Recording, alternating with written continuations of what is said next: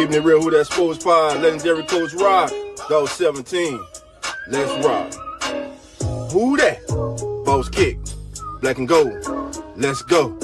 First and goal from the one. Best believe we go punch. Punch it in, get them punch. With them Saints, watch us march. Down the field, down your throat. Keeping it real, who that sports.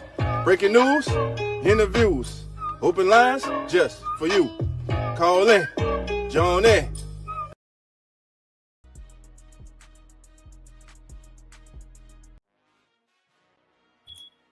Who that nation? How you doing, baby?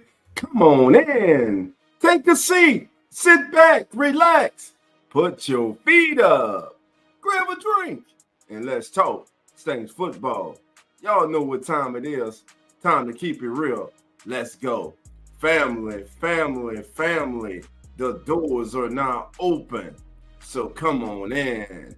What's going on, family? It's your boy, Dolph Jackson, host of the Keeping It Real Who That Sports podcast, brought to you by the Come On In Sports Network. Well, family, it is here. Training camp is here, baby. The team reports today, and the first practice, family, is tomorrow, and it's open to the public, baby. Are you excited, baby? Do you have goosebumps, baby? Are you ready to see your black and gold go at it, baby? Oh, family, I'm rubbing my hands, baby, because I'm so excited, baby.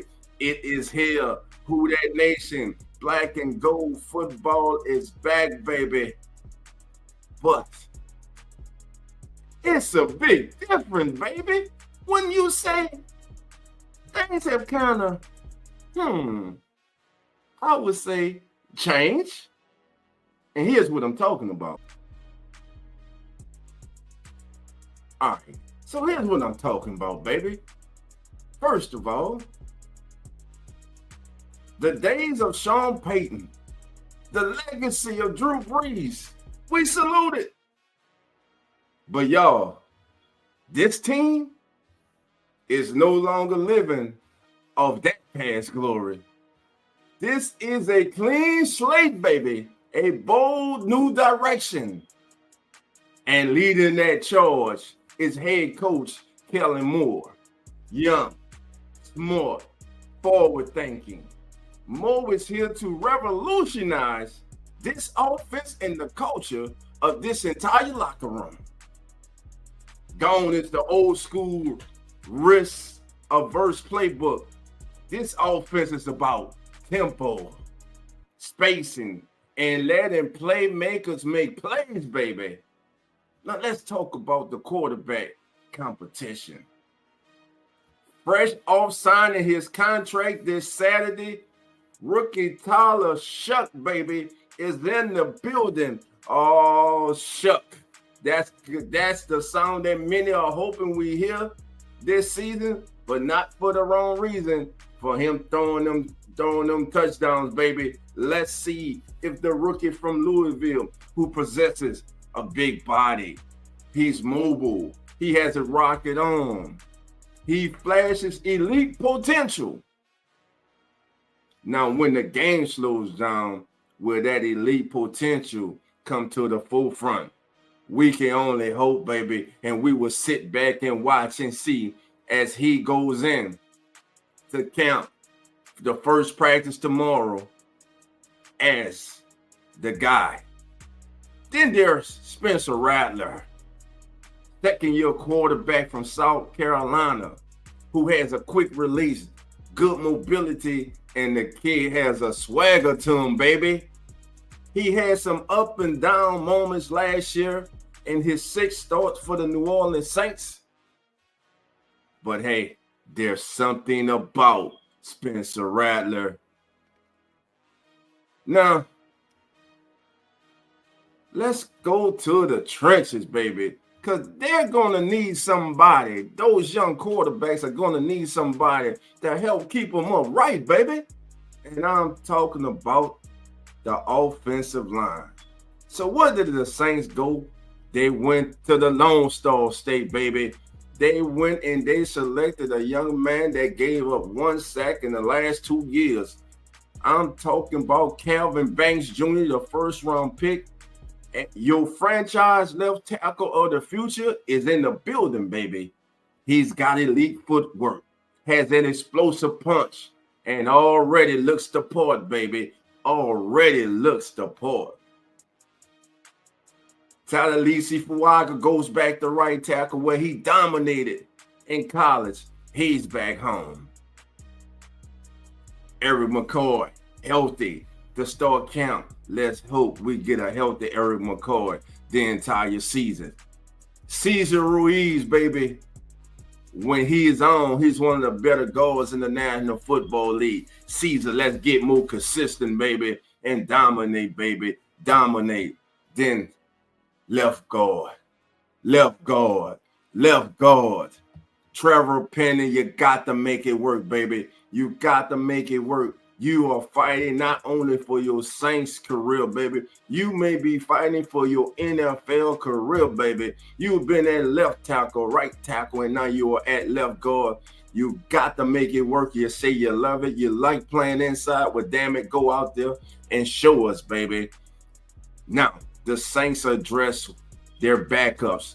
Last year, the Saints lacked talented backup offensive linemen. So what do? They go out, they get former Tennessee interior lineman Dylan Radins. He's versatile. He can play either guard. He can play either guard spot. He can go right guard or left guard. He's solid in the pass protection game, and he's very aggressive in his run blocking. Then we brought Will Clapp back, baby. Two claps for Will Clapp, baby, coming on back to the Big Easy, baby. Why? Because we needed them, baby. We need a backup center. He provides veteran depth and intelligence at the center position behind Eric McCoy.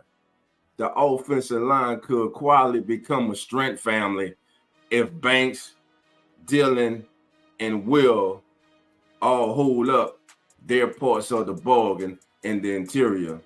But the most glaring person on that offensive line is Trevor Penning. If Trevor Penning produces, baby, oh, watch out, baby. Watch out. All right, baby, we're just getting started. The Saints defensive rebuild, baby. That's right. Let's move to the defense because this side of the ball got a facelift, baby. Here are 5 additions you need to know and what they bring to the Saints in 2025. As NFL free agency began, the Saints made a blockbuster trade. No, it wasn't blockbuster. It wasn't on all the news outlets, all the major sports outlets. Nah, but the Saints got what they need, baby. They went and they made a trade with the Patriots to bring in veteran defensive tackle Davon Godchaux. That's right, Godchaux is back home, baby. And what does he bring? He brings size, strength, a true anchor in the middle. He eats double teams, baby, like he's eating three Big Macs at McDonald's, baby. He closes gaps and allows linebackers to run free. Pete Werner, Double D. I don't know who the other two will be. We shall see. A true run stuffer who will immediately help fix the Saints' 31st ranked run defense from last year. You need toughness in the trenches.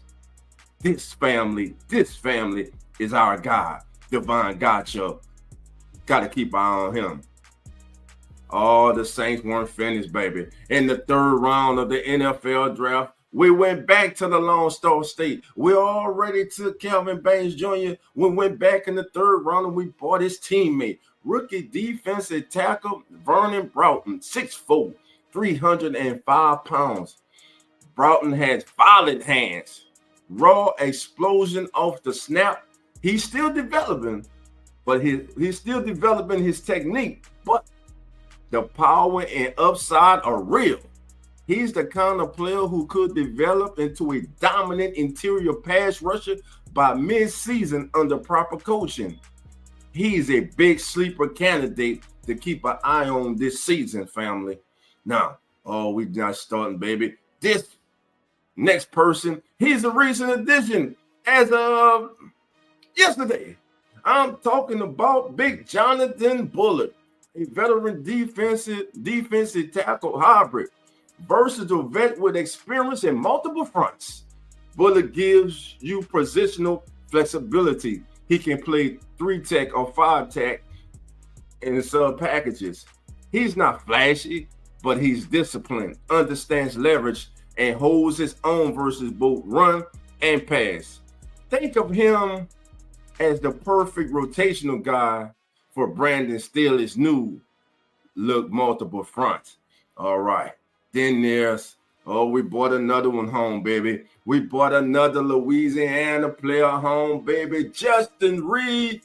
Come on in, baby. That's right. Reed is the veteran safety who brings leadership, experience, and communication on the back end. Expect him to play both deep safety and in the box, especially paired with the Honey Badger, baby, the future Hall of Famer Tyrann Mathieu and Alontae Taylor in sub packages. He's the chess piece still needed. And finally, we go back to the NFL draft. This young man here has been the talk of the offseason. I've been hearing as if this young man was a first or second round pick. I'm glad we got him. And if the kid lives up to it, baby, if he lives up to it, it will be like lightning in a bottle. This kid was like hell, was running around like his hell was on fire when he played at the University of Oklahoma. He was up for the Booker's Award as the nation's best linebacker. I'm talking about Danny Stutsman, baby. You already knew, baby. This kid flies around the field, has sideline to sideline range, natural instincts, baby, and plays with his hair fire. He's raw in coverage now. He's going to have to work on that. But if he cleans that up, he could become a starter by week 5. Yeah, not week 5. He can start week 1. He can start week 1 because we know cousin Pete Warner and Double D, Danny Stutsman could be week 1. I'll say week 5. I meant week 1, fam. Now week 1 starter, Danny Stutsman. So think of him as a cross between Pete Warner's motor and a young Demario Davis aggression. Not bad. Not bad at all, family. And for the wide receivers, baby, who makes the final cut? We know Olave and Shaheed and Brandon Cooks are a lock, but who else makes the cut, baby? Who else makes the cut for the New Orleans Saints, baby, at wide receiver? Will it be my sleeper? I got a sleeper, baby. I'm telling you, I got a sleeper. His name is Moochie. Moochie Dixon, baby. Look for this kid to make his mark on special teams. Look for him and Dante Pettis, baby, to be in the battle for the top return man for the New Orleans Saints. We know Rashid Shaheed is the man, but like I said earlier, I don't believe we want Rashid returning kicks and punts that much this season. So Moochie Dixon and Dante Pettis will be a battle to watch on special teams, and Marcus Jones, for that matter, in returning kicks. Then there's Bub Means. I think Bub is ready, baby, to take that next leap. Let's go, Bub. Let's see it, everyone. Mason Tipton, last year's darling in training camp, made the team after 2 weeks. Got hurt after 2 weeks, but those 2 weeks impressed the former coaching staff so much he made the team. Didn't have the type of season that he wanted. Can he bounce back this year and prove that he belongs on this team? He has stiff competition. The Saints then brought in veteran Donovan Peoples-Jones with his versatility to play offense and special teams. He can be in the fold, baby, as one who makes this team. Will Cedric Wilson Jr. have a bounce back season? We know he had his best seasons while under the tutelage of one Kellen Moore when they were together in Dallas, Texas. Well, family, that's going to do it for today's show. Oh, let me stop, baby. Your boy Dolph almost forgot, baby. Let's talk about the running back room. Kendre Miller. Kendre Miller. What version of Kendre Miller will we get starting today and tomorrow on the practice field? I tell you, I believe we're going to get a hungry Kendre Miller, a Kendre Miller that's ready to prove that he is that guy, that he is that Robin to Alvin Kamara's Batman, that Kendre Miller who's finally ready to live up to all the promise and upside that everyone knows that he has. That's what I believe we're getting in Kendre Miller, family. Final thoughts here, family. The national media may be low on the Saints. They're calling it a transition year, a roster overhaul. But here in Who Dat Nation, baby, we see change as what? Opportunity. This fan base is energized because it's something new. Fresh faces, new ideas, baby, real competition, and real reasons to believe. We're no longer asking, can we get back to the old days? We're saying, let's build something better. Let's build something better, family. That's what we're asking, baby. The new era begins, family. On the practice field tomorrow, the team reports today. The identity of the 2025 New Orleans Saints will begin to take shape. This has been the Keeping It Real Who Dat Sports podcast, and this has been your Saints Juice of the Day. We will be bringing you wall-to-wall coverage of the New Orleans Saints all season long, from training camp to kickoff, baby. So stick with us all summer and throughout the whole year, baby, here on the Keeping It Real Who Dat Sports podcast and the Come On In Sports Network. And remember, family, it's no longer just who dat, it's who's next. We next, baby. We gonna make them all eat them words, baby. We gonna make them all eat them words. And like always, family, love and who dat. And by the way, you see that link for anyone who didn't catch our interview with Mr. Jay Harris of ESPN, family.